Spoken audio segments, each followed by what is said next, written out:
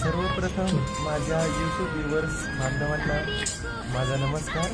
आणि हो, या रील्समध्ये दाखवलेली जी पण गोष्ट आहे ती व्यक्तिगत जीवनाशी संबंधित आहे का, की त्याचं काही या गोष्टीशी संबंध आहे की नाही, कमेंट बॉक्समध्ये जरूर सांगा. अरे कशाला चिडतेस? तुला साडीत नाही काम करता येते ना, मग नॉर्मल कपडे घाल.